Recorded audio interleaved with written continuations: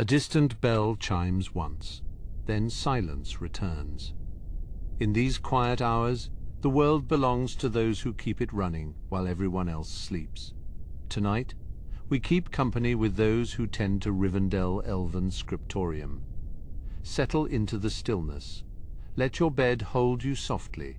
Let your thoughts grow quiet and distant. Let the last of your effort melt away. This is canon and calm. Now, let us begin. The valley of Imladris breathes in a slow and rhythmic sigh as the moon climbs above the jagged peaks of the misty mountains. Down here in the deep stone heart of the Scriptorium, the air is cool and carries the faint, sharp scent of cedar wood and ancient drying vellum. The night shift is a quiet one, a time for the preservation of memories and the careful mending of history, while the rest of the last homely house sleeps in silvered peace. Outside the tall arched windows, the Bruinen falls, a constant low-frequency hum that vibrates through the floorboards and into the soles of my feet. It is a grounding sound, a reminder of the water's power and the timeless nature of this hidden refuge.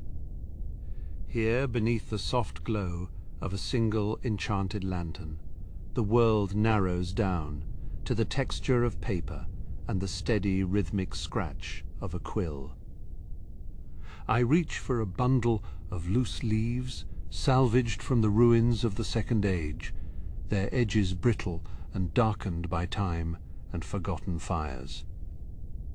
These are the chronicles of the High Elves, written in a hand that has long since departed these shores for the undying lands. My task is simple, yet heavy with purpose, to transcribe these fading words onto fresh, sturdy parchment, so that the knowledge of the elder days does not vanish into the shadows. The ink I use is a deep, shimmering violet, crushed from the petals of mountain flowers and mixed with a drop of clear morning dew. It flows smoothly from the nib of my pen, leaving a trail of wet, glistening script that catches the light like a spider's web in the dawn. Each character, each curl of the Tengwa must be perfect, for a single slip could alter the meaning of a king's last decree or a poet's final lament. I pause for a moment to stretch my fingers and listen to the silence of the great hall, which is never truly silent. There is the soft, dry rustle of a scroll settling on a shelf, and the distant melodic chime of a clock striking the hour of 3. The shadows in the corners are long and velvet black, hiding the thousands of volumes that line these walls from floor to the high vaulted ceiling. There are records here of the lineage of Elros and the long, slow decline of the kingdoms of men, documented with a clinical yet sorrowful precision. I run my hand over the spine of a heavy leather-bound tome, feeling the grain of the hide and the cold silver inlay of its title. It has sat in this spot for 500 years, and it will likely remain here for 500 more, a silent witness to the passing of the world. I move to the mixing table, where small glass vials of pigment and oil stand in neat, orderly rows, like soldiers on a battlefield. I need more gold leaf for the illumination of the capital letters, a delicate process that requires a steady hand and a held breath. The gold is beaten so thin that it flutters in the slightest draught, a shimmering ethereal substance that feels like captured sunlight. Applying the size, a sticky, clear resin, I wait for it to reach the perfect state of tackiness before laying down the precious metal. It is a slow, meditative labor that demands my full and undivided attention, pulling me deeper into the stillness of the night. The world outside, with its wars and its worries, feels very far away, muffled by the thick stone walls of the library. I think of the scribes who came before me, those who sat in this very chair under the reign of Gil-galad, or during the building of the hidden city. Their spirits seem to linger in the scent of the ink and the particular way the light falls across the desk. We are all part of the same long thread, a lineage of keepers who hold the light against the encroaching dark. There is a pile of maps in the corner, waiting to be updated with the latest reports from the rangers in the north. The borders of the wild are always shifting, and the names of the ruins are often forgotten by those who dwell in the sunlit lands. I trace the line of the grey flood with my thumb, feeling the faint raised ink of the cartographer's original work. It is nearly 4 in the morning now, and the air has grown even colder, a sharp reminder of the mountain snows that never truly melt. I wrap my cloak more tightly around my shoulders and take a small sip of herbal tea that has long since gone cold. The bitterness is refreshing, clearing the cobwebs from my mind and sharpening my focus for the final hours of the watch. I begin to sew the gathered pages of a new volume using a needle of polished bone and a thread of waxed silk. The puncture of the needle through the thick folded vellum makes a satisfying rhythmic pop, a sound of creation and of binding. This book will hold the genealogies of the houses of the Edain, a gift for the Lord Elrond, to be placed in his private study. My eyes are heavy, but the work is not yet finished, and there is a certain quiet joy in the solitude of these early morning hours. The Scriptorium is a cathedral of thought, a place where the past is always present and the future is written in the margins. I set the needle down and take up the quill once more, dipping it deeply into the well of violet ink. 1,242 lines have been copied since the sun went down, and each one is a testament to the endurance of memory. I write of the stars as they appeared over the waters of Quivinen, and the first song that woke the world from its slumber. The words are ancient, but they feel new as they flow through my hand and onto the page. I hear a soft rustling sound from the upper gallery, perhaps a stray owl seeking shelter or merely the wind playing among the rafters. I do not look up, for my world is here in the circle of light and the task that lies before me. The night is long, but it is a kind and productive length, a space where time seems to stretch and slow down. As the first faint hint of grey begins to touch the eastern horizon, I prepare to close the great ledger for the day. My shift is ending, but the work of the Scriptorium never truly stops. It merely waits for the next hand to take up the pen. I blow out the candle and stand in the soft pre-dawn light, listening to the final quiet thoughts of the sleeping valley. The false dawn, that grey trick of the mountains, fades back into a deep, velvety blue. That grey trick of the mountains fades back into a deep, velvety blue. The false dawn, that grey trick of the mountains, fades back into a deep, velvety blue. I do not leave, though the candle has sputtered its last, for there is a second layer to the night's work, a deeper silence that only exists in the hours before the true sun climbs over the jagged peaks of the misty mountains. I gather my tools, the small, leather-wrapped bundle of scrapers and the fine-tipped brushes, and begin the descent into the lower archives.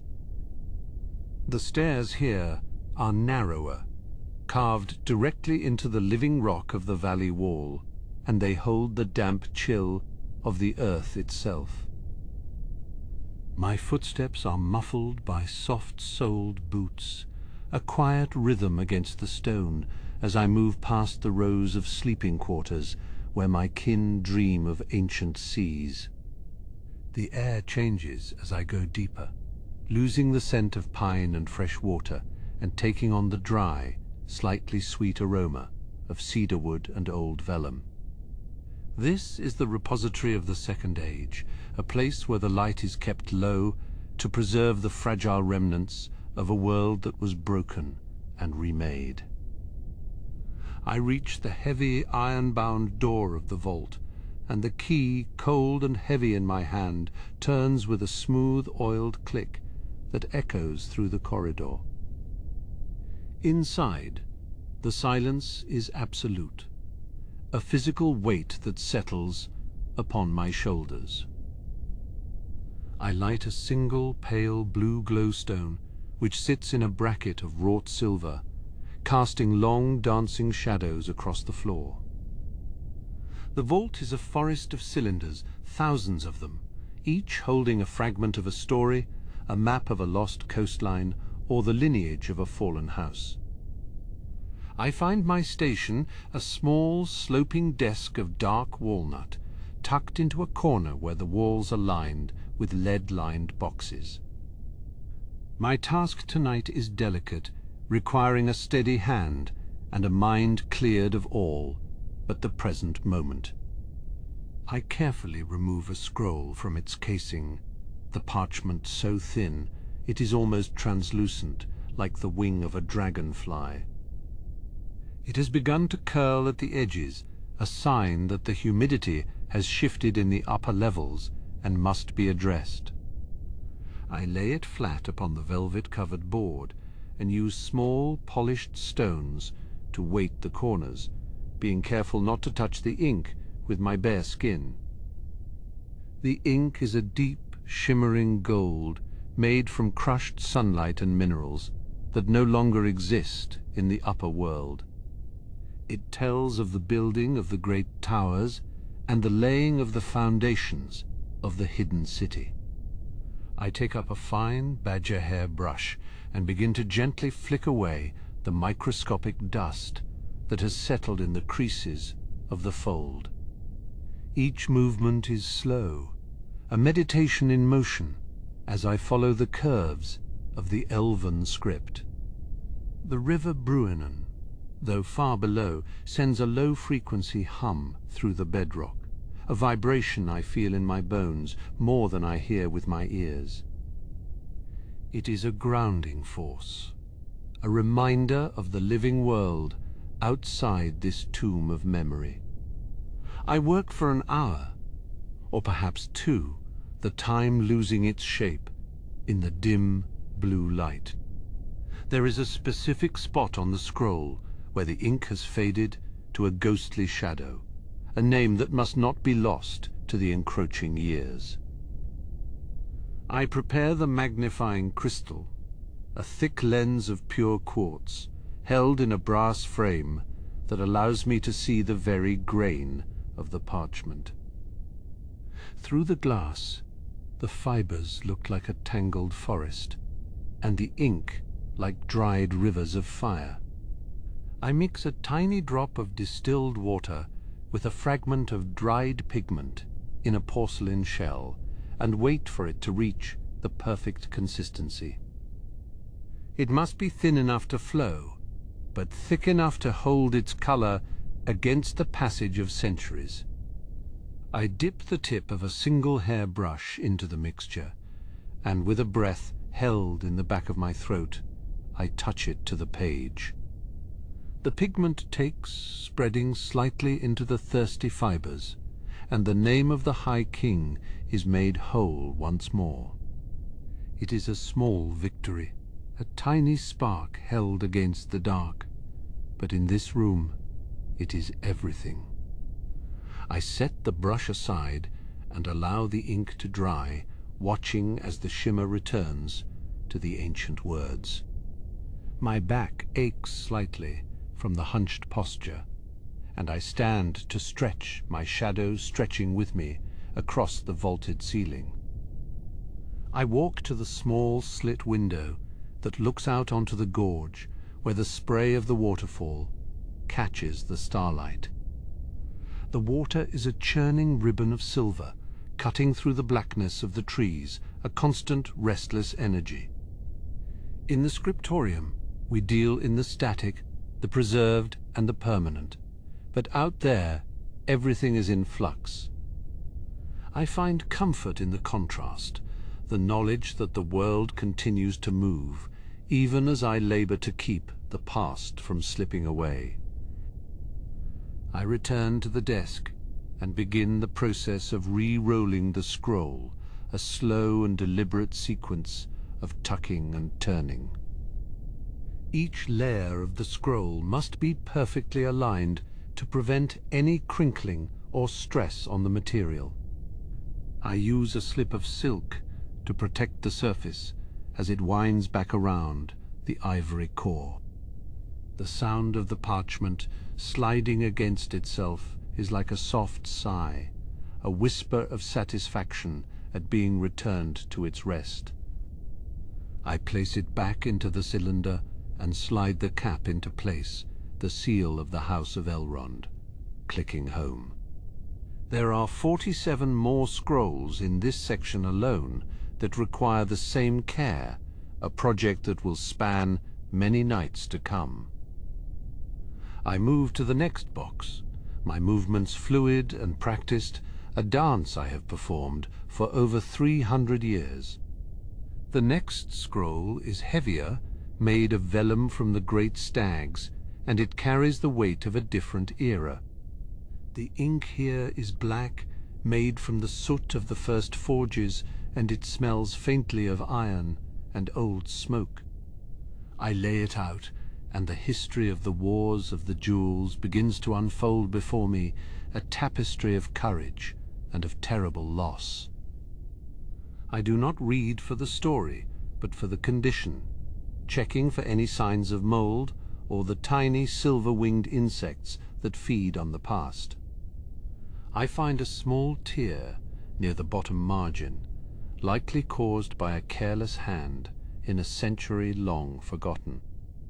I reach for the repair kit, a small box containing strips of gold beater's skin and a pot of archival glue made from boiled fish bladders.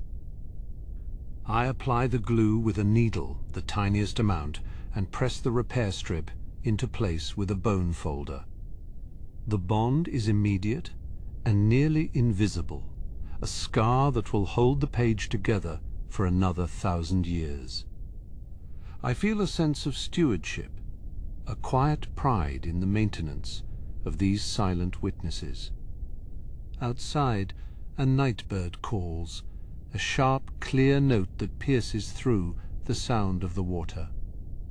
It is a signal that the deep night is beginning to turn, and the first true light of the morning is not far off.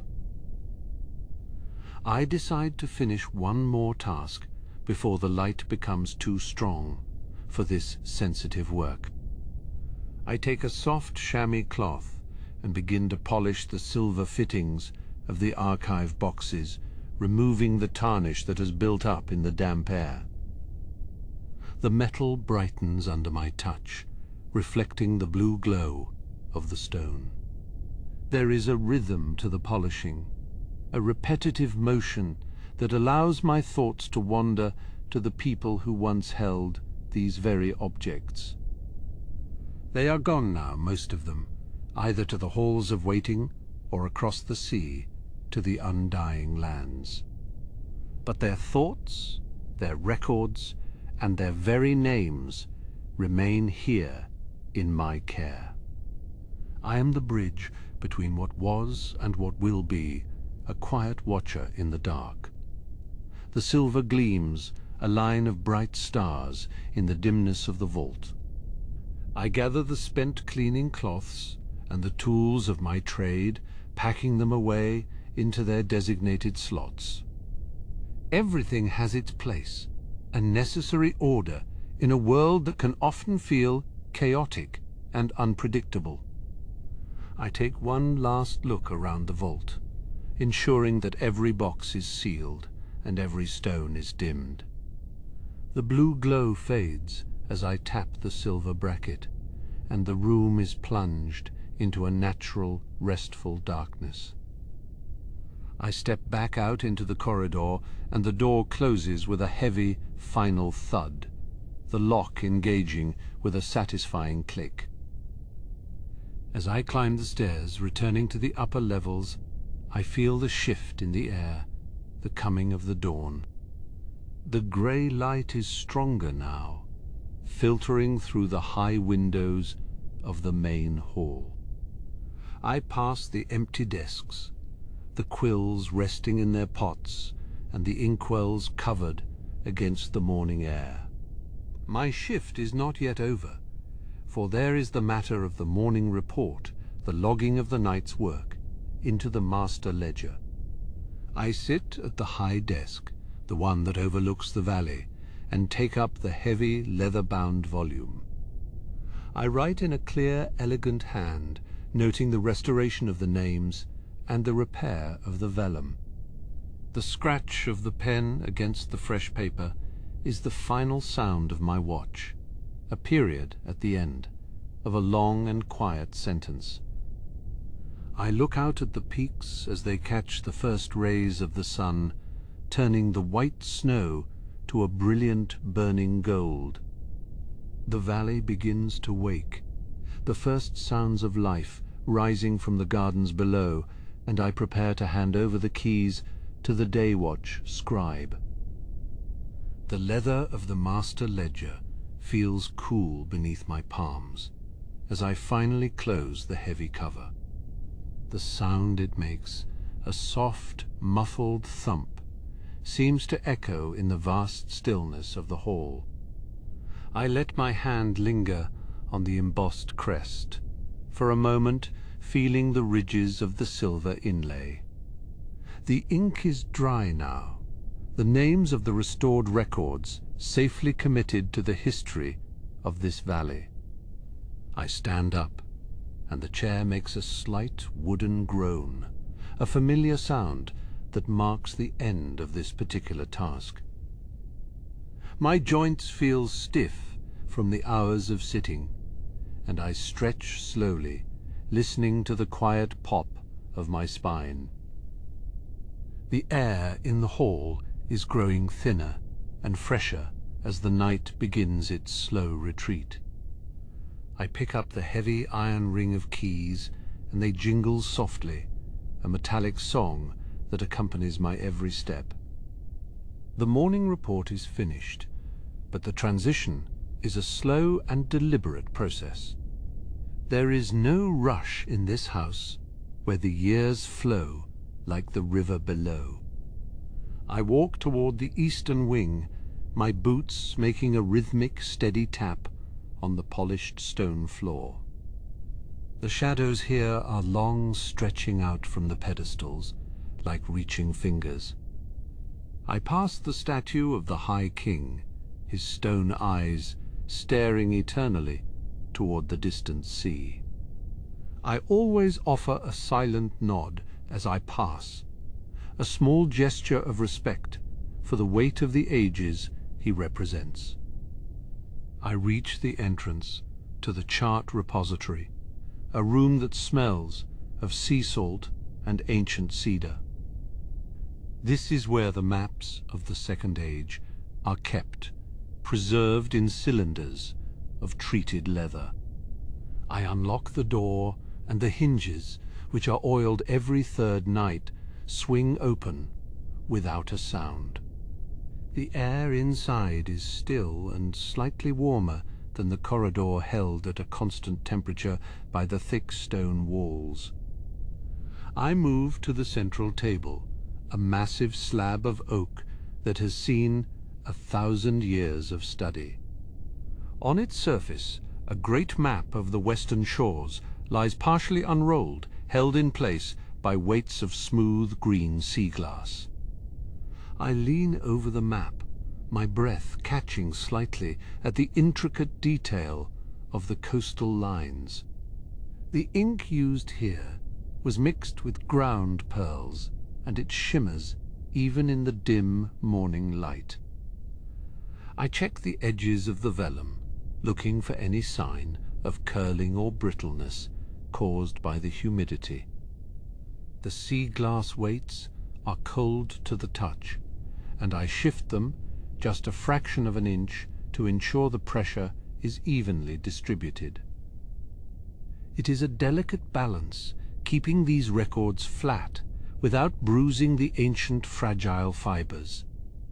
I spend several minutes simply observing the map, tracing the lost islands and the sunken lands with my eyes.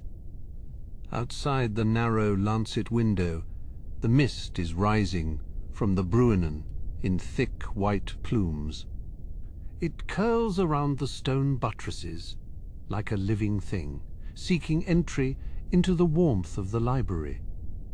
I can hear the distant muffled roar of the waterfalls, a constant pulse that beats in time with the heart of the valley.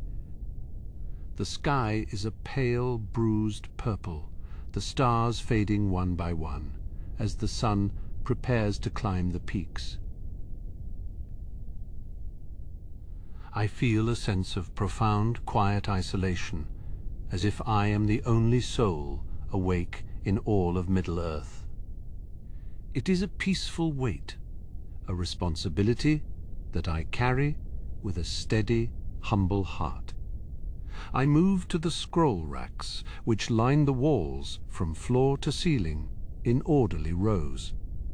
Each rack is fitted with a small silver tension wire to prevent the scrolls from shifting during the Earth's slow movements. I run my fingers along the leather straps, checking each buckle and each wooden peg. There is a specific scent here, a mixture of old glue, dried ink, and the faint, sweet smell of pressed flowers. Many of these scrolls contain the songs of the elder days, words that have not been spoken in many human lifetimes. I ensure that the dust covers are tucked tightly around the ends of the most precious volumes. In the corner of the room stands a celestial globe, its brass rings tarnished by the damp morning air. I take a small dry cloth from my belt and begin to wipe away the fine layer of dust that has settled on the stars. The brass beneath is etched with the names of the constellations, in a script so fine it requires a glass to read. I rotate the globe very slowly, listening to the faint metallic whir of the internal gears. It is a map of the heavens as they were when the world was young, and the light of the trees still filled the air. I find the star of Rivendell and polish it until it gleams with a bright, solitary fire. I leave the map room, locking the door behind me with the same careful precision. My path now leads to the pigment annex, a small functional room where the inks are prepared. The floor here is stained with 1,000 colorful spills, a mosaic of blues, reds, and deep earthy golds. The smell is sharper here, more mineral and pungent, the scent of crushed stones and boiled resins. I see the mortar and pestle resting on the workbench, where the day-shift scribe will soon begin their morning labor. There is still a residue of deep lapis lazuli powder in the bottom of the bowl, a vibrant electric blue.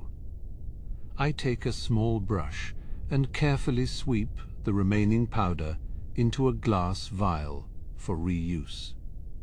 Nothing is wasted in the scriptorium, for these pigments are often brought from great distances. I check the jars of binder, ensuring the lids are sealed tight against the morning dampness. The shelves are filled with dried herbs and roots, hanging in bundles from the low rafters. I can smell the lavender and the bitter root used to make the blackest of the permanent inks. I tidy the workbench, aligning the glass stirrers and the small silver scales in their proper places. I empty the stone basin where the brushes are washed, the water turning a pale, murky violet as it drains away. I refill it with fresh, cold water from the stone pitcher that sits by the door. The sound of the pouring water is bright and clear, a sharp contrast to the low, steady hum of the valley. I wipe down the stone counter, removing the traces of the night's work and the stray droplets of ink. The room feels ready now, prepared for the hands that will soon be busy with the creation of new beauty. I take a moment to appreciate the order, the quiet readiness of the tools. As I step back into the main corridor, I see a flicker of light at the far end of the hall. It is the first candle of the day watch, carried by the young apprentice who arrives early to stoke the fires. I watch the small flame as it bobbing along, growing larger as the figure approaches. The apprentice is young, his steps light and perhaps a bit too quick for the solemnity of the morning. He sees me and slows his pace, offering a respectful and somewhat sleepy bow. I nod in return, a small smile touching my lips as I see the ink stains already on his fingers. We meet at the intersection of the two great halls, the light of his candle mingling with the grey dawn light. I hand him the heavy ring of iron keys, and the weight of them seems to surprise him for a second. I tell him in a low, quiet voice that the ledger is finished and the map of the coast has been checked. He listens intently, his eyes wide, as I explain the slight adjustment to the sea glass weights. I can see the eagerness in his face, the desire to begin his work and to be a part of this long, unbroken chain. I remind him to check the humidity in the vault before the sun climbs too high. He thanks me, his voice a soft whisper that barely carries in the vast space. I watch as he turns and heads toward the scriptorium, his candle casting long dancing shadows on the walls. The house is waking now, the first sounds of life beginning to stir in the rooms above. I can hear the distant rhythmic clatter of the kitchens and the faint sweet sound of a harp being tuned. My watch is over. The transition is complete, and the records of the past are once again in the hands of the day. I feel a sense of relief, a quiet satisfaction that the night's work has been done well. I walk out onto the high balcony that overlooks the entire valley of Rivendell. The air here is cold and sharp, filling my lungs with the scent of pine and wet stone. The sun has finally broken over the eastern peaks, and the valley is bathed in a clear golden light. The waterfalls are sparkling, like chains of diamonds, and the trees are alive with the morning song of the birds. I stand there for a long time, simply breathing and letting the beauty of the place wash over me.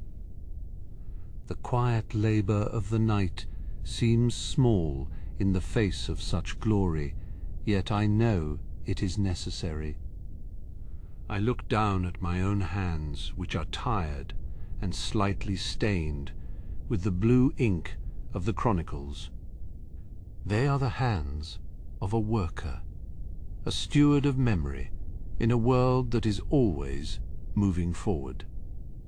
I feel a deep connection to the stone beneath my feet and the mountains that stand as silent sentinels around us. The day will be busy, filled with the voices of the council and the songs of the elves. But for me the time has come to seek the quiet of my own chambers and the rest that follows a long watch. I turn away from the sun and step back into the cool shadows of the archway. As I walk toward the living quarters, I pass the open door of the great hall, where the first meal is being prepared. The scent of fresh bread and honey drifts out, a warm and inviting fragrance. I do not stop, for my hunger is of a different kind, a need for the stillness and the dark of sleep. I climb the winding stone stairs, my footsteps lighter now that my task is done. The transition from the night to the day is a bridge that I cross every single morning. I look forward to the silence of the coming hours and the dreams that wait in the shadows. The door to my private chamber clicks shut with a soft, decisive thud, muffling the distant sounds of the waking valley. Here the air is cooler, held captive by thick walls of white stone and the deep green ivy that clings to the exterior. I move through the half-light, my movements slow and practiced as I begin the ritual of shedding the night's labor. The bowl of water on the stand is cold and clear, reflecting the pale early light that filters through the high, narrow window. I dip my hands into the basin, the chill of the water, a sharp contrast to the warmth of the candles I have tended for hours. The blue ink, stubborn and dark, swirls away into the clarity like smoke in a winter sky. It takes time to scrub the stains from the creases of my skin, a physical reminder of the words I have carried from one age to the next. I watch the ripples settle, thinking of the vast subterranean vaults that lie beneath the main scriptorium. Down there in the roots of the mountain the sun never reaches, and the work of the night is the only work that has ever been known. There are those among us who prefer the deep silence of the windowless halls where the air is heavy, with the scent of ancient parchment and damp earth. They are the keepers of the first records, the brittle leaves of history that cannot endure the touch of natural light. Their shift is an eternal one, measured not by the rising sun, but by the slow, steady drip of the water clocks. I think of the binding room tucked away in the cool darkness, where the leather is cured with oils of cedar and pressed between plates of cold iron. The sound there is the sound of tension, the creak of the presses, and the rhythmic metallic snap of the shears.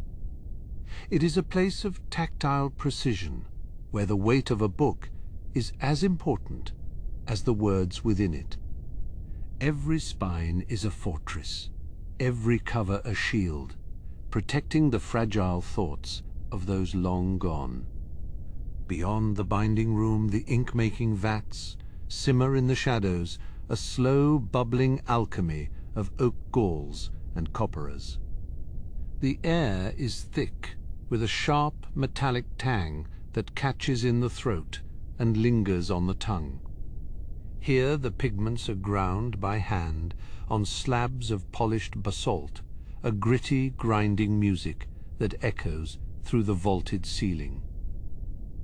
It is a slow process, a patient waiting for the colors to deepen and find their true strength.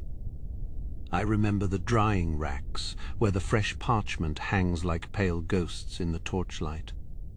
The sheets are thin, almost translucent, catching the slightest movement of the air and shivering with a dry, papery rustle. Each one must be inspected by hand for flaws, for the tiny imperfections that could catch a nib or blur a line. It is a labor of touch, a reading of the surface before a single drop of ink is ever spilled. In the map room, the great tables are spread, with charts of the stars and the shifting coastlines of the world. The ink here is different, infused with silver and crushed pearls, so that it shimmers even in the lowest light. I have spent many hours leaning over these scrolls, tracing the paths of rivers that have long since changed their course. The work is delicate, requiring a steady hand and a mind that can see the world as a living, breathing thing. There is a specific map that sits on the central dais, a record of the valley itself as it was 3,000 years ago. The ink is fading, turning a soft, ghostly grey, and it requires constant, careful restoration.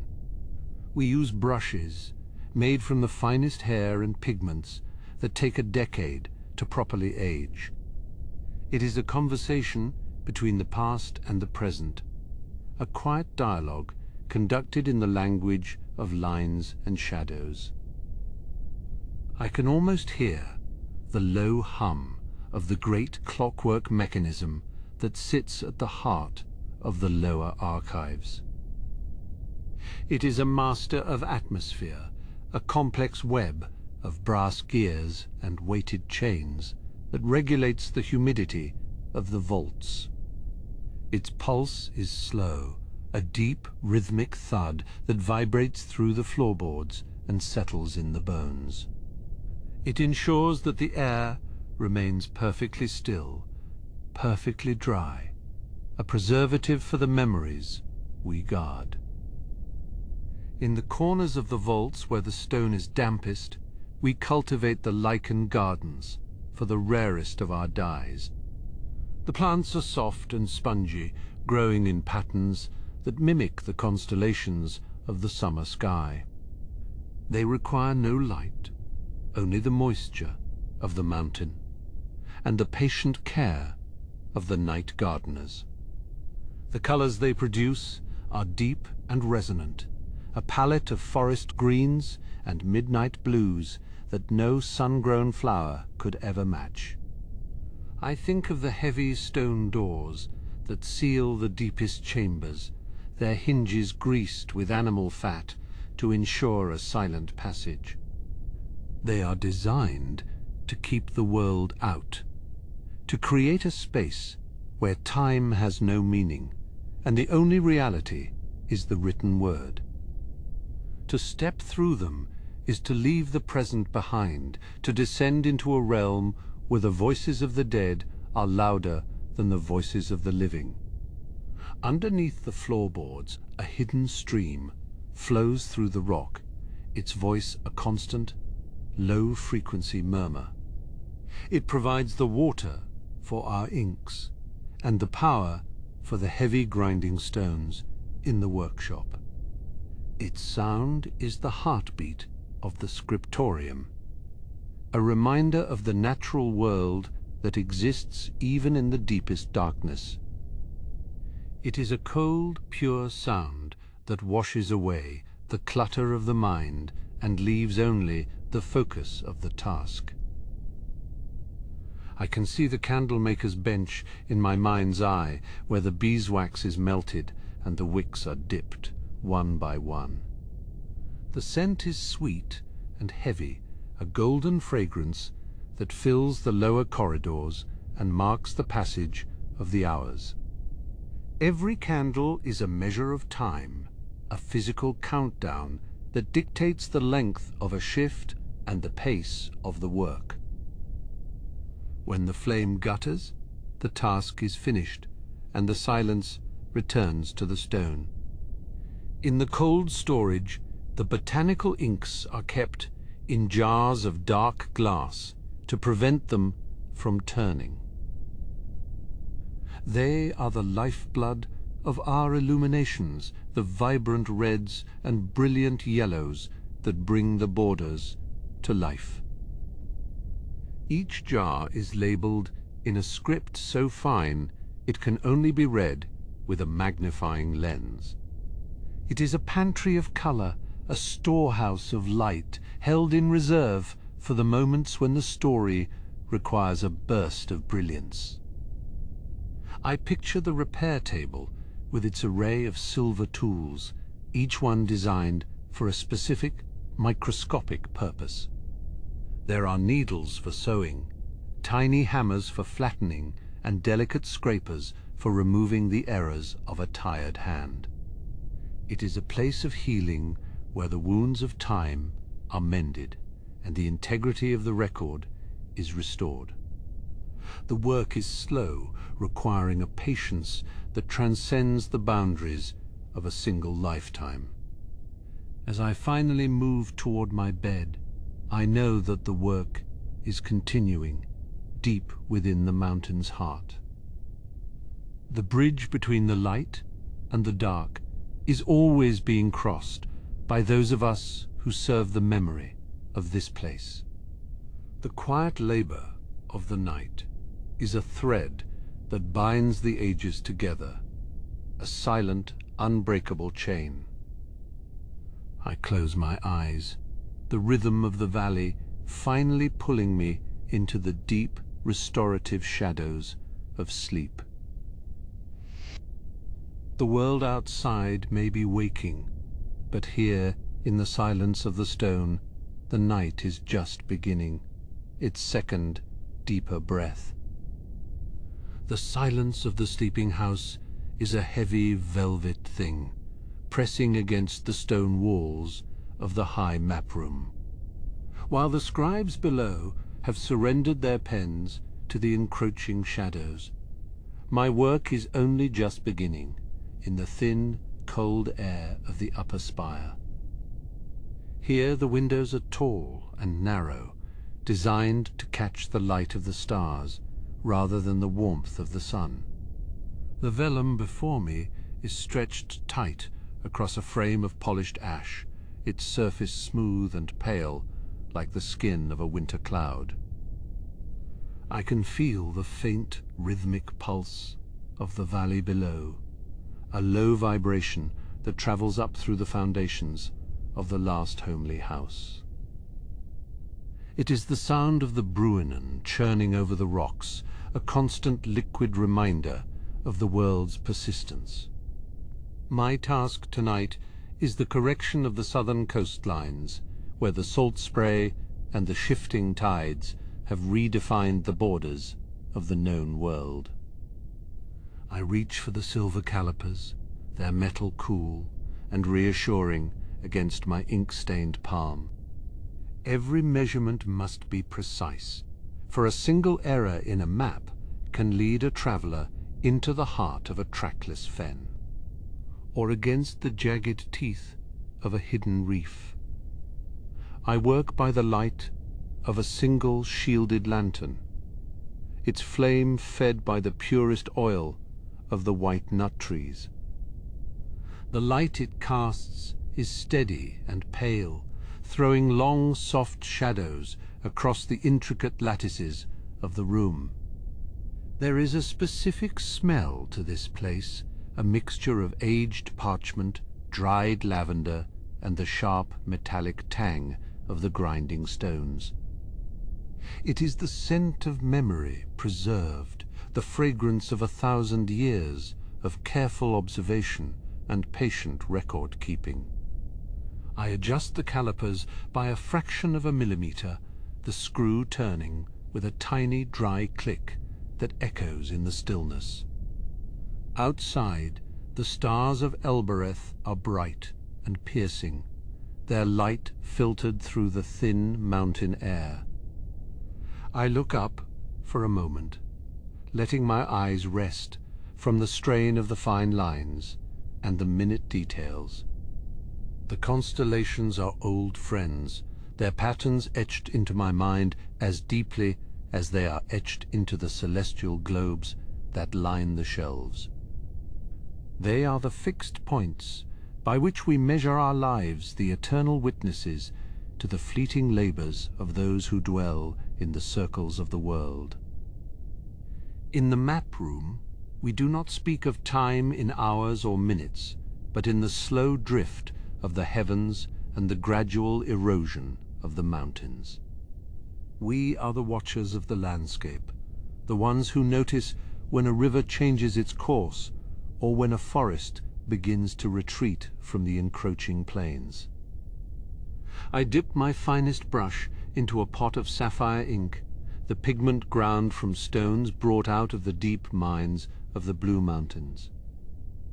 The color is deep and resonant, the hue of the ocean at the edge of the world where the water meets the sky.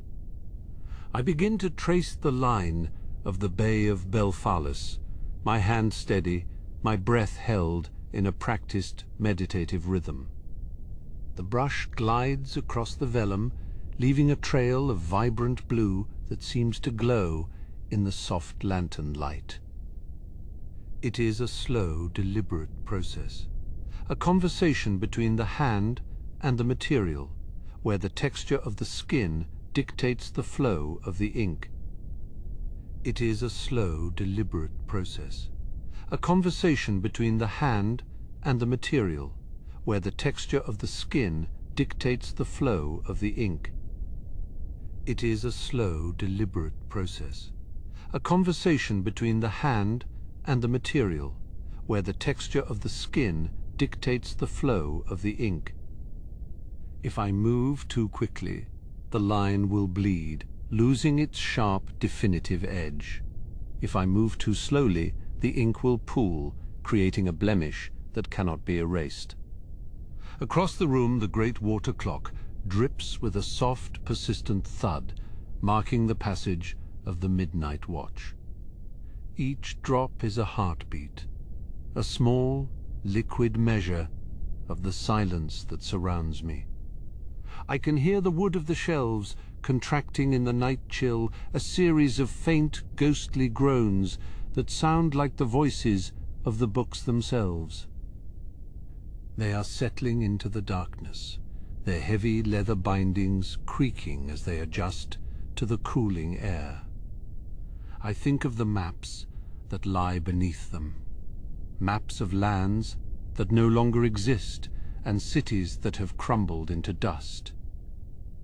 We are the keepers of what was, as much as the chroniclers of what is, and our work is a bridge across the abyss of forgetting. I pick up a small, flat piece of pumice stone and begin to smooth a rough patch on the corner of the map. The sound is a low, rhythmic rasp, like the breathing of a small animal huddled in the corner. The dust it creates is fine and white, coating my fingers in a ghostly powder that smells of the earth. I blow it away, a gentle puff of air that sends the particles dancing into the beam of the lantern. They swirl for a moment, like tiny stars, before settling back into the shadows of the floor. It is a mundane task, yet there is a profound satisfaction in the physical contact with the tools of my trade. The weight of the stone, the texture of the vellum, the balance of the brush, these are the things that ground me in the long hours of the night. In the corner of my eye I see a moth, its wings the color of old bone, fluttering near the lantern's glass. It is drawn to the light, a fragile, desperate thing, seeking warmth in the cold stone silence. I reach out gently and guide it away, toward the open window where the cool night air will carry it back to the trees. Its touch against my skin is like a fragment of silk, a fleeting, weightless encounter that leaves a trace of silver dust on my thumb.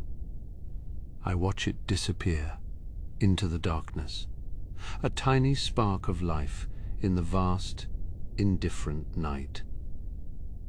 The world outside is full of such things short-lived and beautiful, while here we labor over the eternal and the unchanging. I return to my task, picking up the gold leaf with a pair of wooden tweezers. The gold is so thin it seems to shiver in the slight draught from the window, a shimmering metallic leaf that reflects the orange glow of the flame. I apply a tiny drop of fish glue to the peak of a mountain on the map, and then with a steady hand lay the gold upon it. I use a soft squirrel hair brush to burnish the metal, pressing it down until it catches the light with a brilliant golden fire. This is the sun rising over the peaks of the misty mountains, a permanent dawn captured in a slirole of parchment. It is a small act of creation, a way to bring a piece of the day into the heart of the night shift. I can hear the distant muffled sound of a door closing, somewhere deep within the house. Perhaps it is the cook, rising early to tend the fires, or a weary traveler finally finding their rest. The sound is a reminder that I am not entirely alone, that the life of the valley continues in its quiet, nocturnal rhythms. But here, in the map room, the isolation is total, a sanctuary of stone and ink, where the only reality is the work before me. I feel a sense of peace, a calm, focused energy that only comes when the rest of the world is still. The night is not a void, but a space, a vessel that we fill with our care and our attention. I move to the large brass astrolabe that stands in the center of the room, its rings interlocking like the gears of a complex mind. I need to verify the position of the star Rivendell to ensure the celestial borders on my chart are accurate. The metal is freezing to the touch, a biting cold that wakes my senses and sharpens my focus. I peer through the sighting tube, adjusting the dials until the bright white star is centered in the crosshairs. The precision of the instrument is a testament to the skill of the smiths who forged it, a marriage of art and science that has served us for generations. I record the coordinates in a small, leather-bound ledger, my handwriting neat and economical, a series of symbols that capture the movement of the heavens. My back aches, a dull, persistent throb between my shoulder blades, the price of leaning over the table for 7 hours. I stand up and stretch, hearing my joints pop in the silence like dry twigs snapping underfoot. I walk to the window and lean out, letting the cold air wash over my face and clear the cobwebs from my mind. The valley is a sea of mist, the tops of the trees appearing like dark islands in a white, ethereal ocean. The sound of the river is louder here, a rushing silver voice that speaks of the mountains and the snows that feed it. It is a refreshing, bracing cold that reminds me of the physical world beyond the borders of the parchment. I look at the shelf where the inks are stored, hundreds of glass jars filled with every shade and shadow imaginable. There is deep forest green, made from the moss of the oldest oaks, and dragon's breath red, a fierce glowing pigment that seems to pulse with its own heat. Each jar is a story, a collection of ingredients gathered from the corners of the earth and transformed through the alchemy of the Scriptorium. I select a jar of starlight silver, its contents swirling with a pearlescent sheen, and bring it back to my table.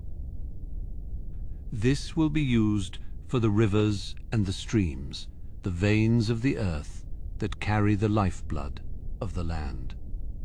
As I paint, I think of the people who will use this map decades or even centuries from now. They will trace these lines with their fingers, their eyes searching for a path or a destination, long after I am gone. The ink I lay down tonight will be their guide, a silent, reliable companion in the wilderness. It is a humbling thought to realize that my quiet, nighttime labor will have such a long and meaningful life. We are the architects of the future's memory, building the foundations upon which others will walk. The responsibility is heavy, but it is also a gift, a way to contribute to the continuity of our people. I notice that the oil in my lantern is running low, the flame beginning to flicker and dance as it nears the end of its life. I reach for the refill flask and carefully pour the clear golden liquid into the reservoir, the smell of the nuts filling the air once more. The flame steadies, growing bright and strong, casting away the shadows that had begun to creep across the vellum. It is a small, necessary interruption, a reminder that even the most enduring work requires constant, humble maintenance. We must tend to our tools as much as we tend to our tasks, for they are the extensions of our will and our vision. I begin to pack away my instruments, the calipers, the brushes, and the stones, each one returning to its rightful place in the velvet-lined drawers. The map is not yet finished, but the work of the night is complete, the corrections made and the new lines firmly established. I cover the vellum with a sheet of protective silk to keep the dust and the damp from marring its surface. The room feels different now, the silence less heavy as the first faint hint of dawn begins to touch the eastern horizon. The stars are fading, their bright, piercing light softening into a pale, watery blue. I take one last look around the map room at the globes, the scrolls, and the heavy, silent books that hold the wisdom of the ages. They are safe for another night, their secrets preserved and their stories updated. I blow out the lantern, the smell of the wick, a sharp final note in the cooling air.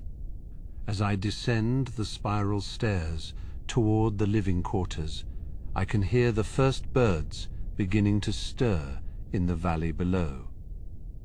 Their song is a herald of the day, a bright melodic contrast to the deep resonant silence of the night watch. I walk through the quiet halls, my footsteps light and rhythmic, as I move toward the transition between the world of the map and the world of the waking. The corridor is long and silent, the air holding a faint, lingering scent of cedar and old stone. My boots, soft-soled and worn, make no sound upon the polished floor, as I pass beneath the high vaulted arches. The blue light of the coming dawn filters through the tall, narrow windows, casting long, thin shadows that stretch and pull across the masonry.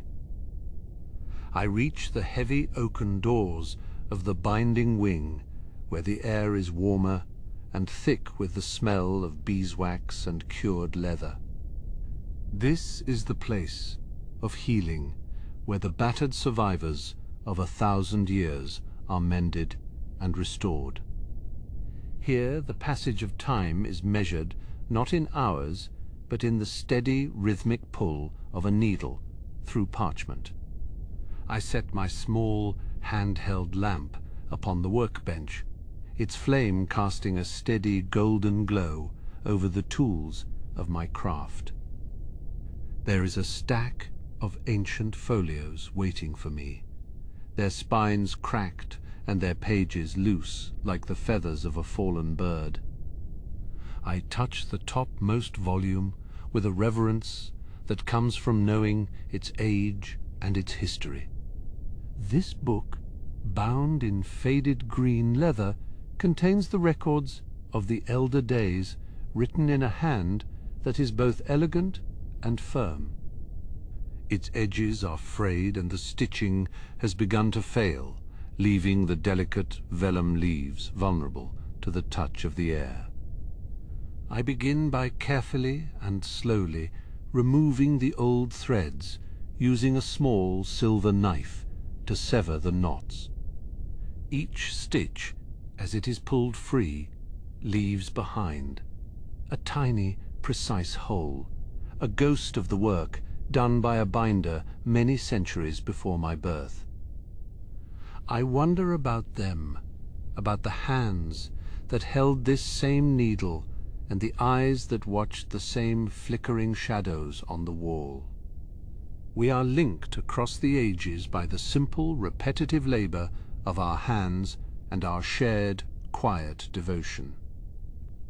I select a new length of linen thread, pulling it through a block of pure white beeswax to strengthen it and make it glide. The wax is cool and slightly tacky under my thumb, its scent reminding me of the high mountain meadows where the bees gather their harvest. I thread the needle, its eye small and silver, a tiny gateway for the strength that will hold these pages together. I begin the sewing, the needle passing through the existing holes with a soft sliding sound that is the only noise in the room. I pull the thread taut, but not tight, allowing the spine enough room to breathe and to flex when the book is opened. It is a delicate balance, a marriage of strength and suppleness that ensures the longevity of the work. I move to the next section, my fingers knowing the path without the need for conscious thought, the rhythm of the work becoming a form of meditation. The shadows on the wall dance in time with my movements, a slow, silent choreography of light and dark.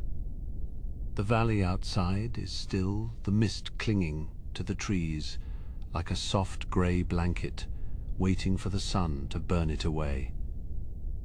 I reach for the pot of vegetable-based glue, its surface smooth and opaque like a still forest pool in the moonlight. I apply a thin, even layer to the spine, using a brush made from the finest badger hair to ensure a perfect, seamless bond. The glue is cool and smells of earth and roots, a grounded, honest scent that speaks of stability and endurance.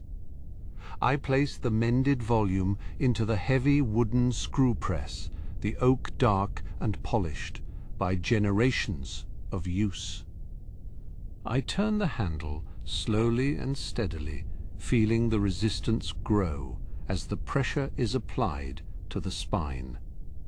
The wood groans, a deep, resonant sound that echoes in the quiet room, a sign that the book is being held firmly and safely. While the glue sets, I turn my attention to the leather. For the new cover, a piece of hide that is as soft as velvet and as strong as iron. I lay it out on the cutting board, the natural grain of the skin visible under the golden light of the lamp. It is a beautiful material, full of character and history, each mark and scar telling a story of its own.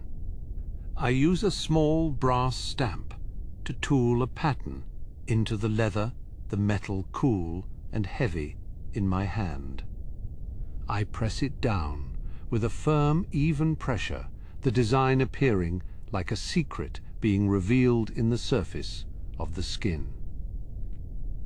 It is a pattern of leaves and vines, a tribute to the natural world that provides us with the materials for our craft. I take a single thin leaf of gold and carefully lay it over. The tooled design my breath held so as not to disturb the delicate metal. The gold is so thin it seems almost like a liquid flowing into the recesses of the pattern and catching the light.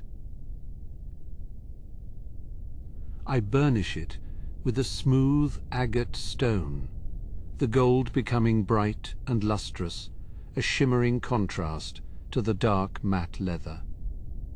I look out the window and see that the sky has turned a pale pearlescent pink, the first sign that the sun is about to rise.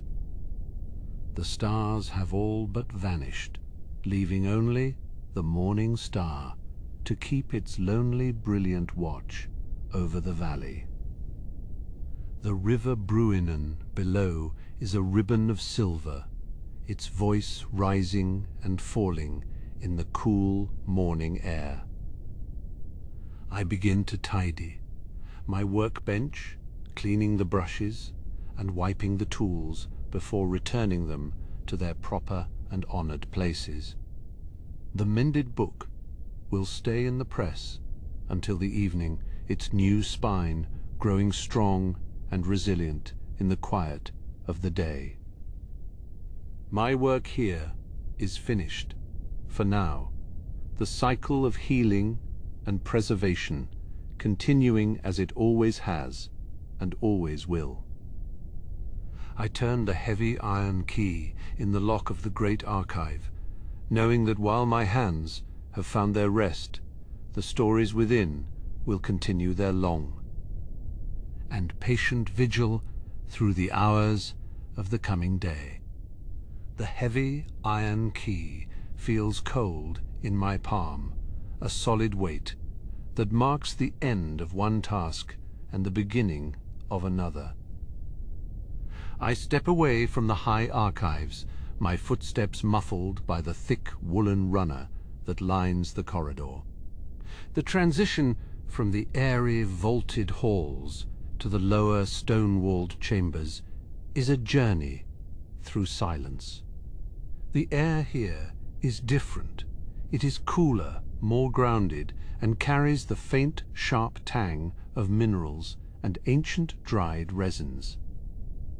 I descend the spiral staircase, the stone steps, worn smooth by centuries of quiet travel.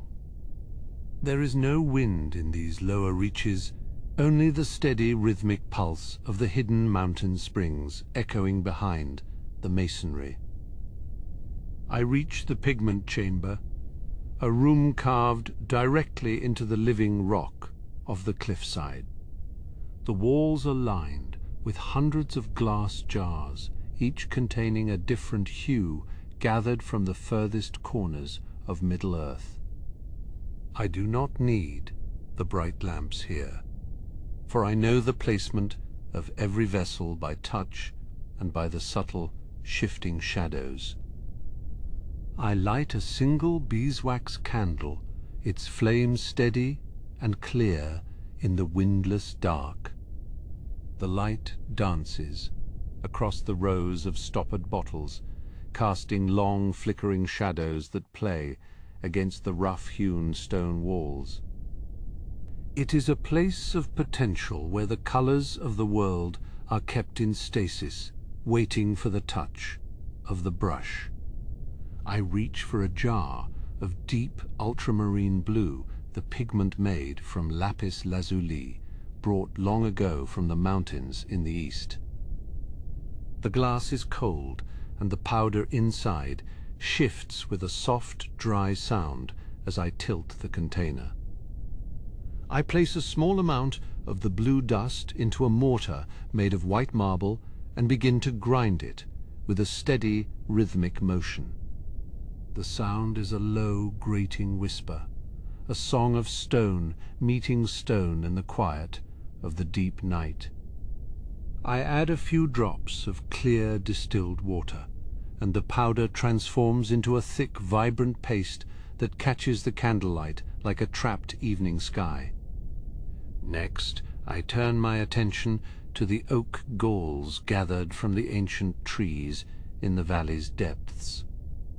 They are small and hard, like wooden marbles containing the tannins necessary for the making of permanent ink. I crush them with a heavy iron pestle, the scent of the forest rising from the broken shells, a smell of earth and rain and old, enduring growth. I place the crushed galls into a copper pot filled with spring water and set it upon a small charcoal brazier. The heat is gentle, and soon a thin, wispy steam begins to rise, carrying the bitter, honest aroma of the ink to be. I sit on a low wooden stool and watch the water slowly darken as the tannins leach out from the oak. It is a slow process, a meditation on the passage of time and the patience required for true craft. The charcoal in the brazier glows with a soft orange light, a small, warm sun in the cool stone room. I stir the mixture with a glass rod, the liquid swirling like a dark, secret pool reflecting the flickering candlelight. This ink will be used to record the songs of the elders, ensuring that their voices are never lost to the fading of memory. While the ink simmers, I prepare the binding agents, a selection of gums and resins that will give the pigments their longevity.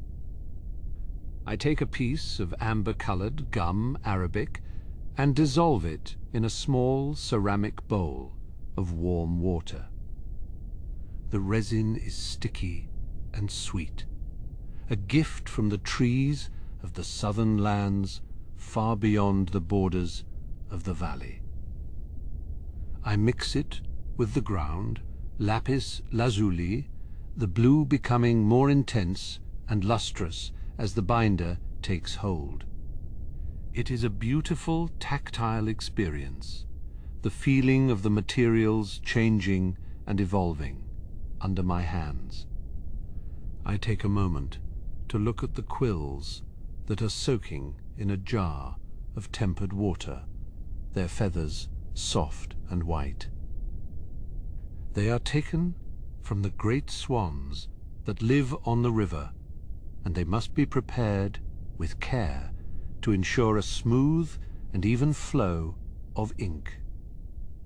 I pick one up and feel its lightness, its strength, a perfect tool for the delicate work of the scribes. I use a small sharp knife to trim the tip, the sound of the blade against the quill, a crisp, satisfying snap. It is a task that requires a steady hand and a keen eye, a small act of precision in the vast, quiet night. I check the copper pot and find that the liquid has reached a deep, rich brown, almost black in the low light. I filter it through a piece of fine elven silk, the liquid dripping slowly into a crystal decanter, clear of any sediment.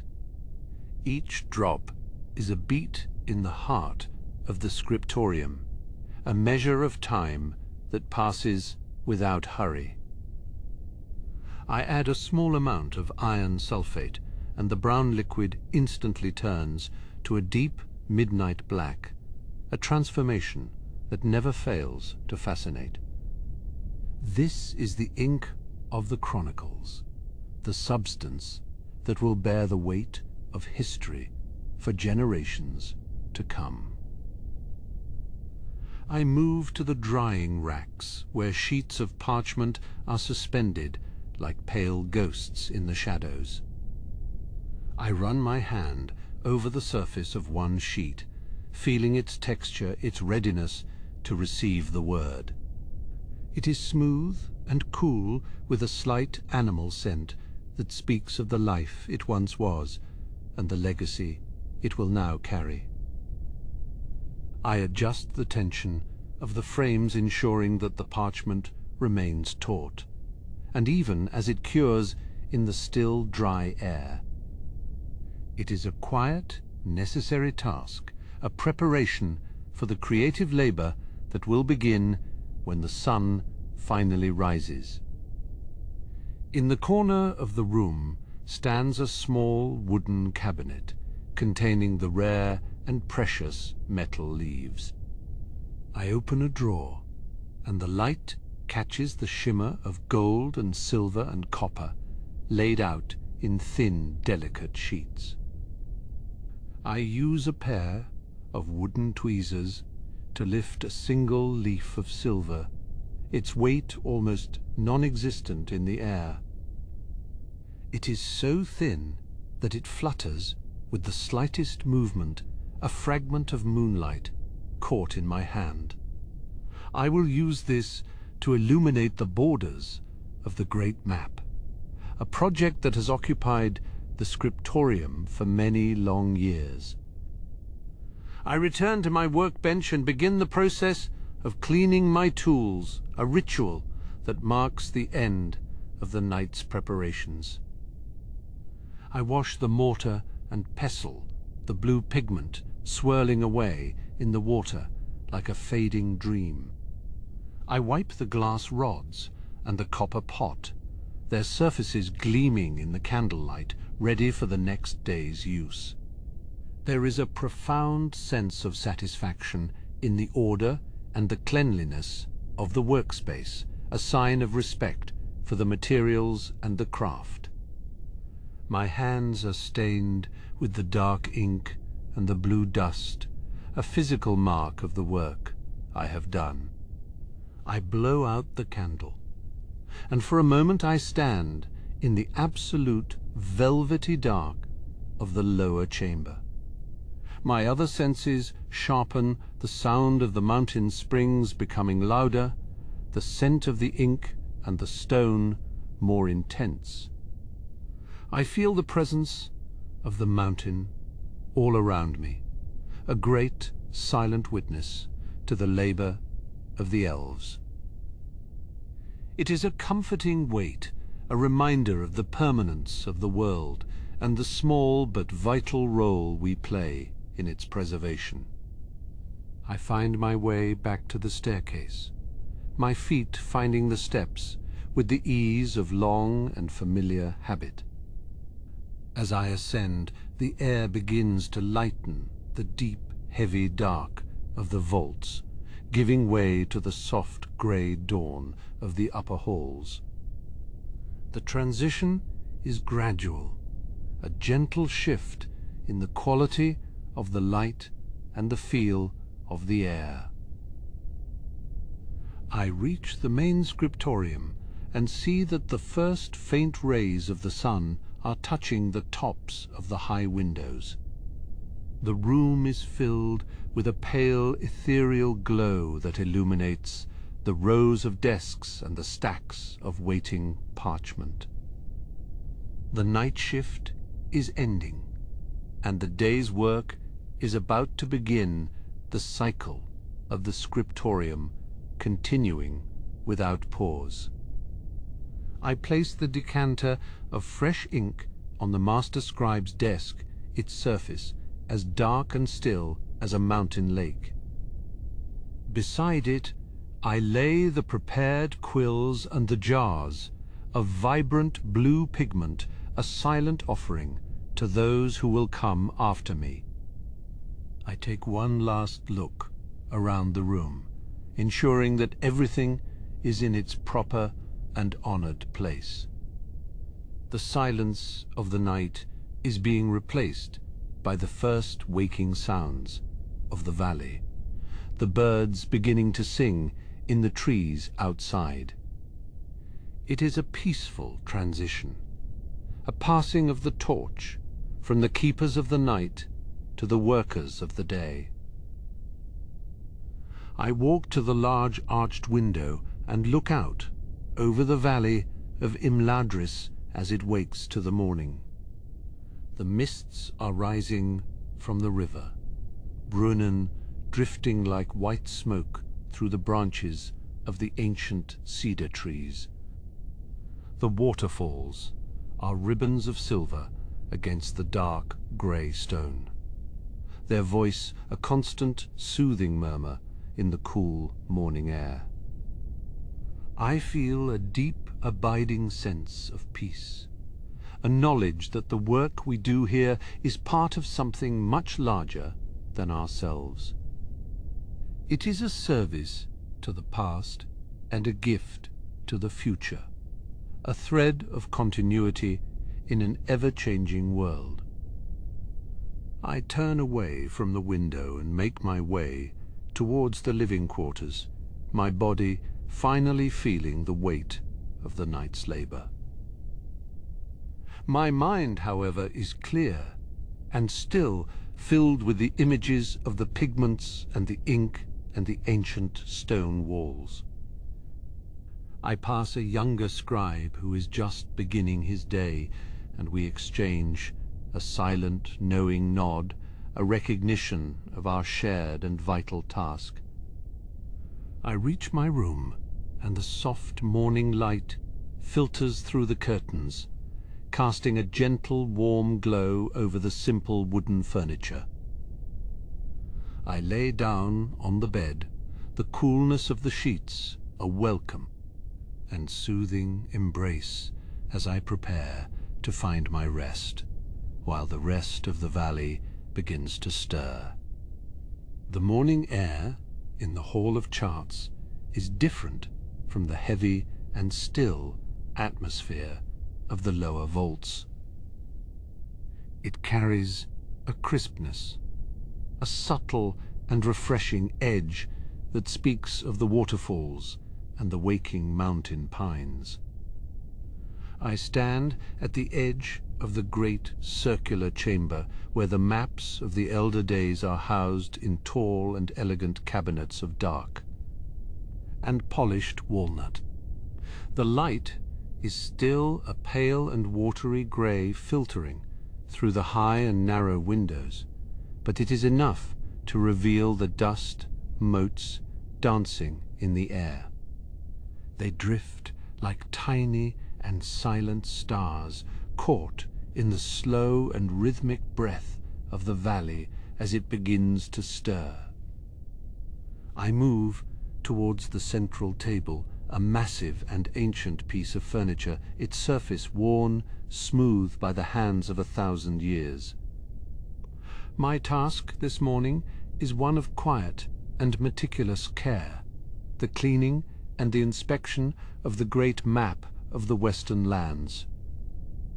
It is a work of immense and breathtaking detail, drawn on a single and flawless piece of heavy vellum that has been cured for a century. I begin by lighting a single and slender candle, its flame steady and bright in the cool and silent air. The light casts long and flickering shadows across the room, illuminating the intricate and delicate lines of the mountains and the rivers. I can see the fine and precise lettering of the names of cities and of kingdoms that have long since faded into the mists of legend. It is a humbling and profound experience to touch the history of the world, to feel the texture of the ink and the parchment beneath my fingers. I use a soft and fine-haired brush to gently sweep away the dust that has settled on the surface of the map during the night. Each stroke is deliberate and slow, a rhythmic and meditative movement that requires all of my focus and my patience. The sound of the bristles against the vellum is a faint and dry whisper, a tiny and insignificant noise in the vast and echoing silence of the hall. I work my way from the frozen and jagged peaks of the north, down to the warm and sun-drenched coasts of the south. I follow the winding and silvered paths of the rivers, tracing their journey from the mountain springs to the wide and restless sea. It is a journey of the mind and of the heart, a way to connect with the land and the people who have shaped its story. As I work, I find myself reflecting on the nature of boundaries and the ways in which the world is defined by the lines we draw upon it. These maps are more than just records of geography. They are the manifestations of our understanding and our place within the great and unfolding design. They show the connections and the divisions, the paths of trade and the routes of war, the places of sanctuary and the regions of peril. I pause for a moment, my brush hovering over the great forest of greenwood, its green ink still vibrant and deep after all these years. I think of the stories that are hidden within its shadows, of the ancient and powerful spirits that dwell among its trees. The world is so much larger and more complex than we can ever fully comprehend, and these maps are but a small and imperfect window into its mystery. I move to the corner of the table, where a collection of brass and silver instruments is laid out on a cloth of dark blue velvet. I pick up a small and heavy magnifying lens, its glass clear and cool, and use it to examine the fine and detailed scrollwork that borders the map. The lens reveals the hidden and intricate patterns, the tiny and delicate leaves and flowers that have been painted with such care and devotion. I can see the individual strokes of the brush, the subtle and masterful blending of the colors, the tiny and precise dots of gold leaf. It is a testament to the skill and the dedication of the scribes who came before me, a legacy of beauty and of truth that I am honored to preserve. I spend a long and peaceful time simply observing the details, allowing the craftsmanship to fill me with a sense of wonder and of quiet joy. The sun has now risen higher in the sky, and the light in the room has become stronger and more golden. It strikes the large and ornate globe that stands in the center of the hall, its wooden surface glowing with a warm and rich luster. I walk over to it and give it a gentle and slow push, watching as it spins silently on its brass axis. The continents and the oceans blur into a single and swirling image, a representation of the world in constant and eternal motion. It is a reminder of the fleeting and transitory nature of our lives, of the way in which time flows like a river carrying us along with it. Yet in this room, surrounded by these ancient and enduring records, I feel a sense of permanence and of continuity that is deeply and profoundly comforting. I return to the map and begin the final stage of my work, the application of a thin and protective layer of wax to the edges of the vellum. I use a small and warm spatula to spread the wax evenly and smoothly, its scent of honey and of resin filling the air around me. The sound of the metal against the parchment is a soft and rhythmic scraping, a sound that is both familiar and soothing to my ears. I work with a steady and practiced hand, ensuring that every inch of the border is sealed and protected from the damp and the decay. It is a vital and necessary task, a way to ensure that this map will endure for another 1,000 years, for those who will come after us. I feel a deep and abiding sense of satisfaction, a knowledge that I have played my small part in the preservation of this great and sacred archive. As I finish, I take a step back and look at the map one last time. Its surface, now clean and bright and protected.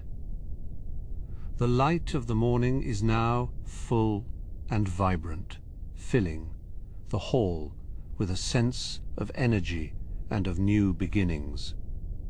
I can hear the voices of the other scribes as they arrive for their day, shift their laughter and their conversation, a gentle and pleasant intrusion on the silence. I blow out the candle, its smoke rising in a thin and silvered ribbon before vanishing into the air. My shift is over, and I feel the weight of the night's labor beginning to settle in my bones, but my mind is peaceful and still. I have spent these quiet hours in the company of the past, and I am ready to find my rest while the world outside continues its journey. I gather my tools and place them back in their proper and honored places, ensuring that everything is in order for the next worker. I walk to the window and look out over the valley, one last time. The waterfalls sparkling in the sun, the trees swaying in the breeze. It is a beautiful and timeless sight, a reminder of the enduring and resilient nature of the world we inhabit. I feel a deep and abiding sense of gratitude for the opportunity to serve in this place, to be a keeper of the stories and the maps of our people. I turn away from the window and make my way towards the exit, my footsteps light and easy on the stone floor. The cycle of the Scriptorium continues, a never-ending and beautiful dance of light and of shadow, of past and of future. I pass by the great globe one more time, its slow and steady rotation a silent and constant companion in the quiet hall. The scent of the wax and the old parchment lingers in my nose, a comforting and familiar reminder of the work I have done. I reach the door and step out, into the bright and warming sun, the cool air of the hall giving way to the heat of the day.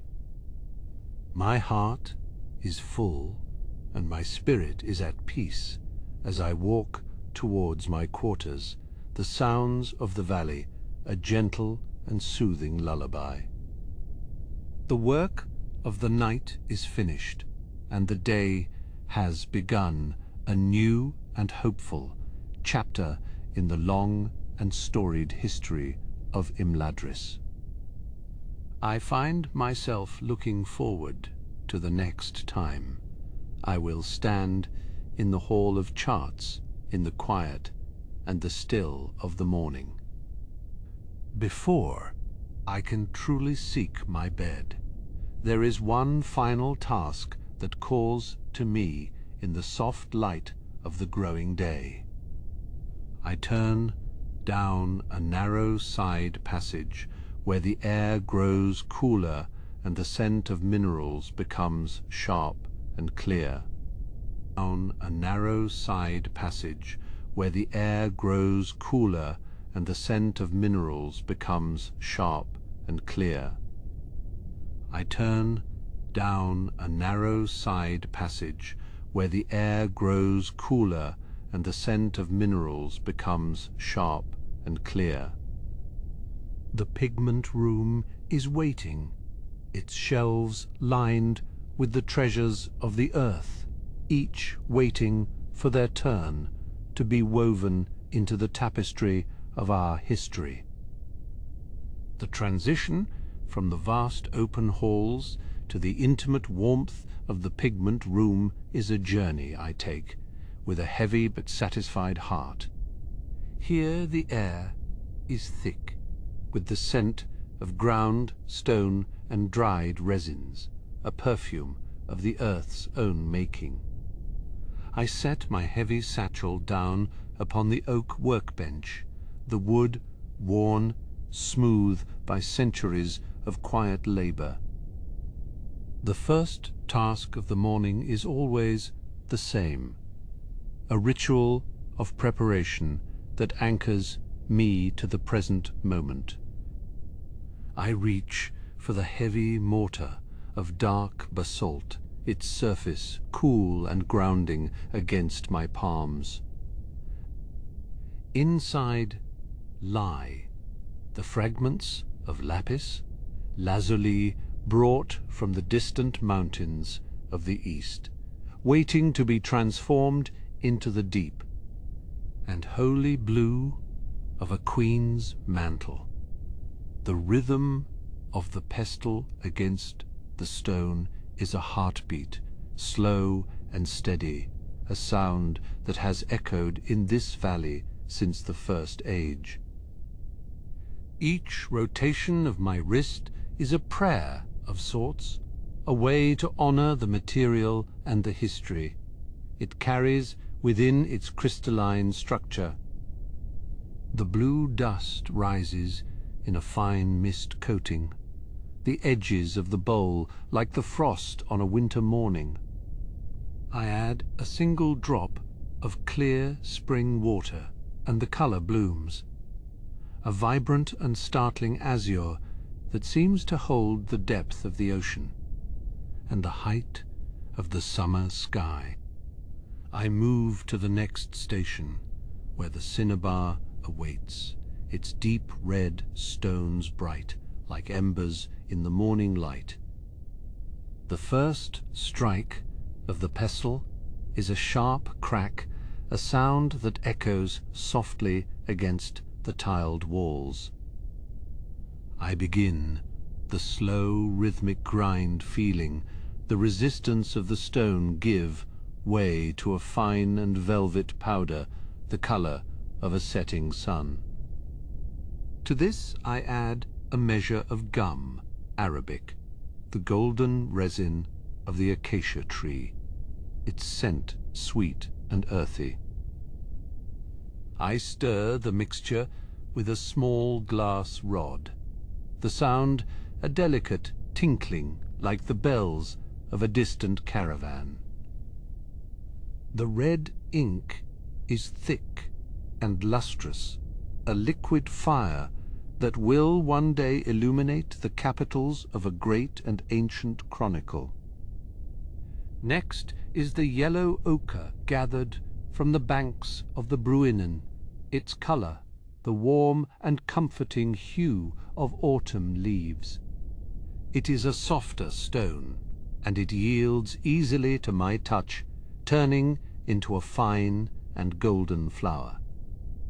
I mix it with a small amount of honey from the Gladden fields to give it a smooth and lasting sheen, a glow that will not fade with the passing of the centuries. I turn my attention to the gold leaf, the most delicate and precious of all the materials in this room. It is kept in a small cedar box, protected from the slightest breath of wind by layers of silk. I use a pair of wooden tweezers to lift a single sheet, its surface so thin that it seems to float in the air like a captured sunbeam. I place it upon a cushion of soft leather and use a broad, flat brush to smooth it out the gold, clinging to the surface with a quiet and insistent grace. This will be used to crown the heads of kings and to trace the paths of the stars across the pages of our maps. It is a labor of extreme patience, a task that requires a steady hand and a calm and focused mind. I take a moment to clean my brushes, the fine hairs of the northern sable and the soft fur of the mountain squirrel. I dip them into a bowl of warm water, the pigments swirling and dancing like clouds in a stormy sky. I dry them carefully on a piece of soft linen, ensuring that each tip is sharp and true, ready for the scribe's delicate touch. There is a deep and abiding sense of satisfaction in this work, a knowledge that I am providing the very lifeblood of our archives. Without these colors, the stories of our people would be but shadows on the page, lacking the depth and the vibrancy they deserve. I feel a connection to the artists and the scholars who have stood in this place before me, their hands performing the same timeless tasks. I walk to the small indoor fountain, the water trickling over, the mossy stones with a gentle and soothing sound. I wash my hands, the blue and red and gold swirling away into the drain, leaving my skin clean and refreshed. The cool water is a welcome relief after the long hours of the night, a reminder of the living world that surrounds us. I begin to arrange the jars of fresh ink upon the central table, their colors bright and inviting in the morning sun. I place a clean palette beside each one, and a selection of brushes, their handles of polished wood gleaming in the light. Everything is in its proper place, a silent invitation to the scribes who will soon arrive to begin their day's labor. The sun is now high enough to fill the room with a warm and golden glow, the dust motes dancing in the beams like tiny stars.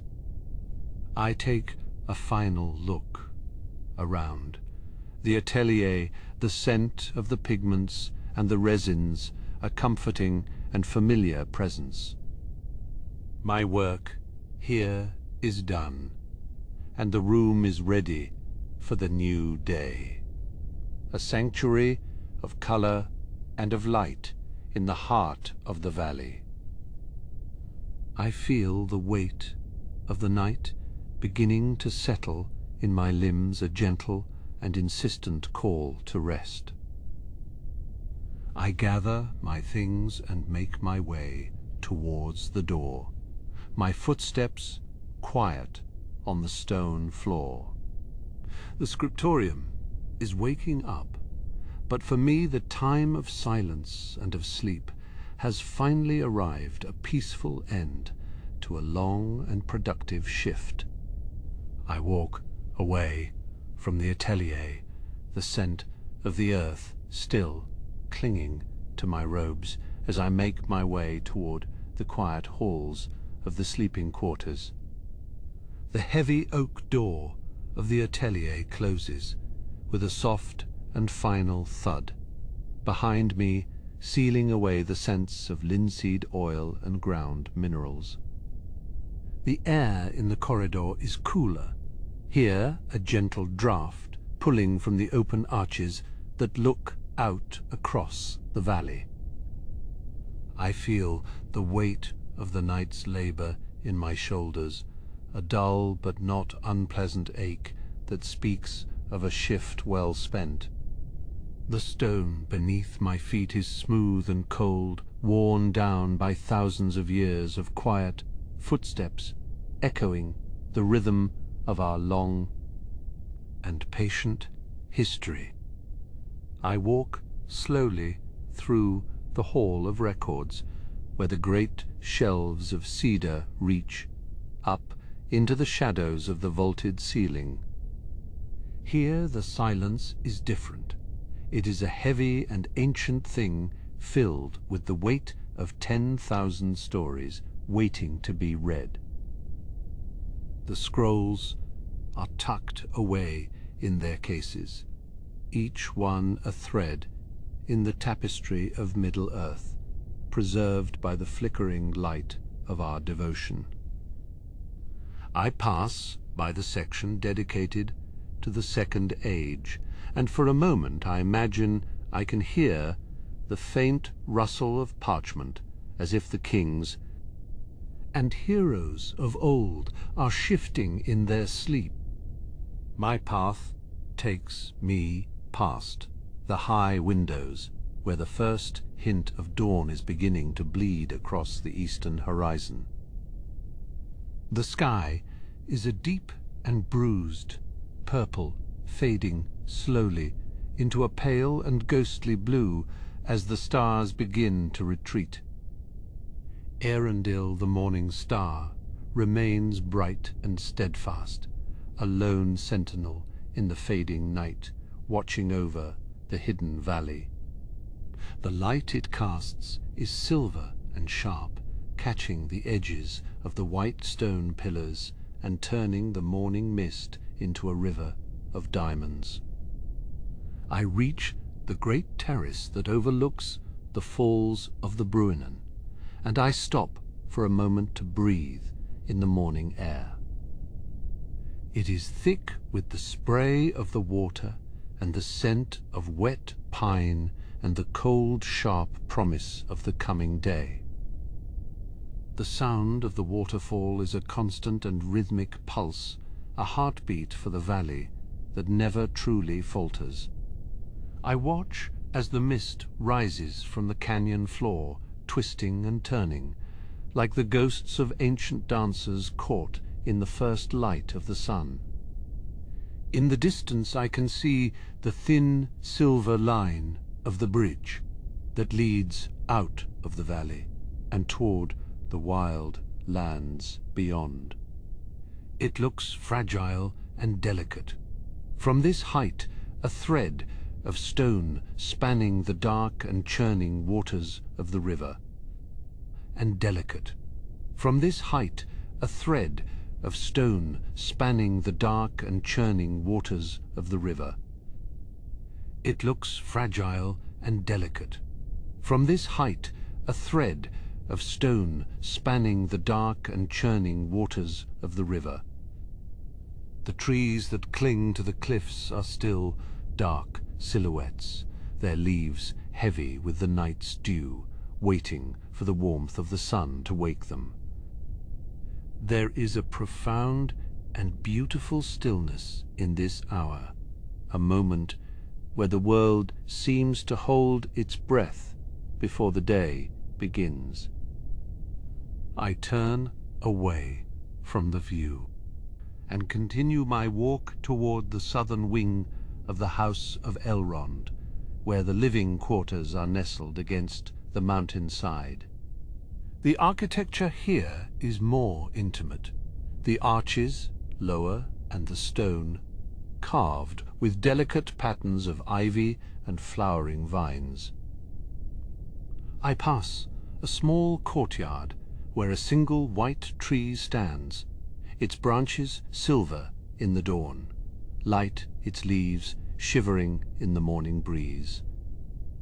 A fountain in the center of the courtyard trickles softly, the water clear and cold, reflecting the pale sky above.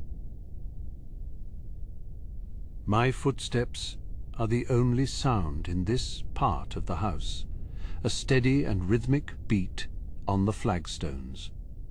Most of my kin are still deep in their dreams, or perhaps lost in the quiet contemplation of the stars from their balconies. I feel like a ghost moving through a world of shadows, a silent witness to the transition between the night and the day. It is a lonely but peaceful existence, this work of ours, a quiet service rendered to the past and to the future. I begin to climb the spiral stone staircase that leads to my own chamber, the steps narrow and steep. Each turn of the stairs brings a new view of the valley, the light growing stronger with every passing minute. The stairs brings a new view of the valley, the light growing stronger with every passing minute. Each turn of the stairs brings a new view of the valley, the light growing stronger with every passing minute. I can see the tops of the great oaks now, their green leaves beginning to glow with a golden light as the sun touches the peaks of the misty mountains.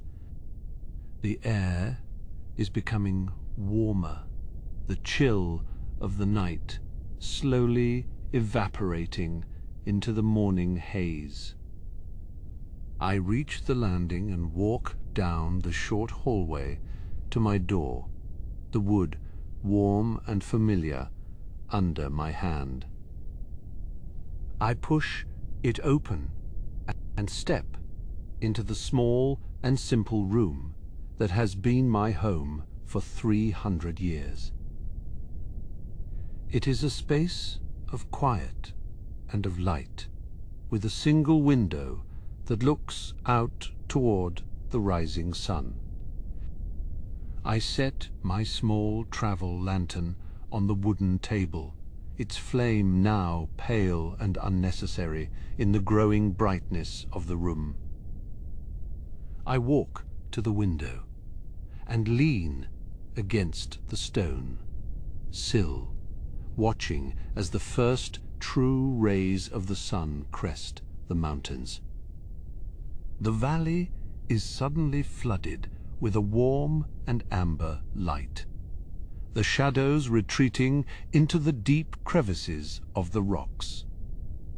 The birds are beginning to wake, their songs a complex and beautiful chorus that rises from the gardens below.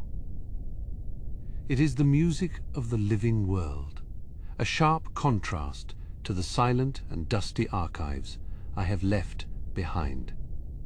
I take a deep breath, filling my lungs with the scent of the morning, and I feel a deep sense of peace settle over me. The work is finished, the records are safe, and the knowledge of our people is preserved for another day. I have played my small part in the great and ongoing story of this place, and for now, that is enough. I move to the corner of the room and pour a basin of cool water from a ceramic pitcher, the sound of it splashing against the stone, a clean and refreshing noise. I wash my face and my hands, the water washing away the last lingering traces of the night's toil.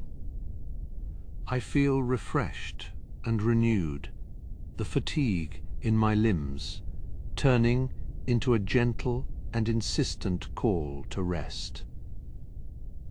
I untie the silken cord of my robes and let them fall away, the fabric soft and cool against my skin.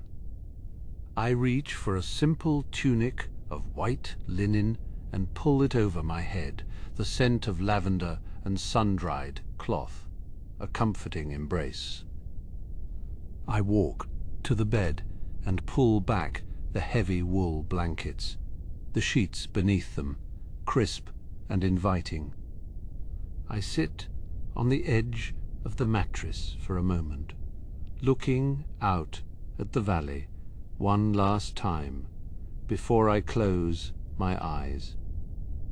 The sun is now fully above the horizon, and Rivendell is bathed in a glorious and golden light. It is a sanctuary of peace and of beauty, a hidden jewel in the heart of a changing world, and I am grateful to be a part of it. I lie back against the pillows and feel the softness of the bed rising up to meet me. My eyes grow heavy, and the sounds of the valley begin to fade into a distant and soothing hum. The light behind my eyelids is warm and red, a gentle reminder of the sun's presence even, as I drift towards sleep. I think of the scrolls I have prepared and the inks I have mixed, and I feel a quiet satisfaction in the knowledge that they are ready for the hands of the scholars.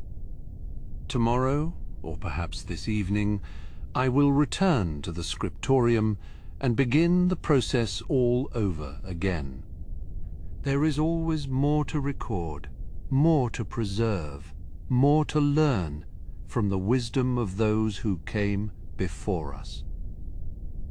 But for now, the night is over, and the day belongs to the others, while I find my rest in the quiet shadows of the morning. I feel myself slipping away into a deep and dreamless slumber, the rhythm of the waterfalls lulling me into peace. As the golden light of the morning fills the room, and the valley wakes to the full glory of the day, I surrender to the quiet embrace of sleep. The house of Elrond is alive with the sounds of new beginnings, but here in this small chamber there is only the soft breathing of a worker at rest. The ink is dry, the parchment is stowed, and the story of the night is finally complete as I drift into the long and healing silence of the elves. Thank you for spending this evening with me. Until next time, on Canon and Calm, sleep well.